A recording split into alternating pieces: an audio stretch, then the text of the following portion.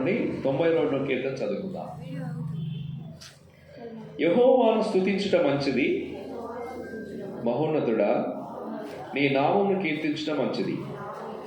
ఉదయమున నీ కృపను, ప్రతి రాత్రి నీ విశ్వాసతను 10 తంతుల స్వరమండలతోనూ గంభీర ధ్వని గల సితారతోనూ ప్రచురించడం మంచిది.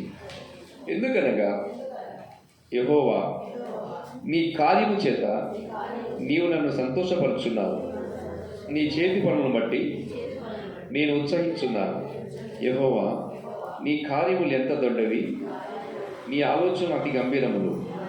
పశుప్రాయులు వాటిని గ్రహింపరు, అవివేకులు వివేచింపరు.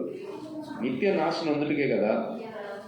భక్తిహీనులు గడ్డివలె చిగుర్చుదురు, చెడు పనులు చేయవారందరూ పుష్పించుదురు. యెహోవా నీవే నిత్యము మహోన్నతుడుగా నుందువు. నీ శత్రువులు యెహోవా నీ శత్రువులు నశించెదరు. చెడు పనులు చేయవారందరూ చెదరిపోదురు. గురుపోతు కొమ్ము వలె నీవు నా కొమ్ము పైకెత్తితివి. క్రొత్త తైలముతో నేను అంటబడితిని. నా కొరకు వచ్చిన వారి గతి నా కన్నులు ఆశ తీరా చూచెను. నాకు విరోధముగా లేచిన దుష్టులను సమవించినది నా చెవులకు వినబడెను. నీతిమంతులు ఖర్జూర వృక్షం వలె మోవేయుదురు. లెబానోను మీది దేవదారు వృక్షం వలె వారు ఎదుగుదురు.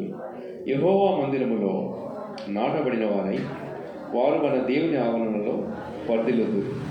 నాకు ఆశ్రయ దుర్గమైన యెహోవా యథార్థవంతుడనియు ఆయన యందు ఏ చెడుతనమును లేదనియు ప్రసిద్ధి చేయుటకై వారి ముసలితనమందు ఇంకా చిగురు పెట్టుచుందురు.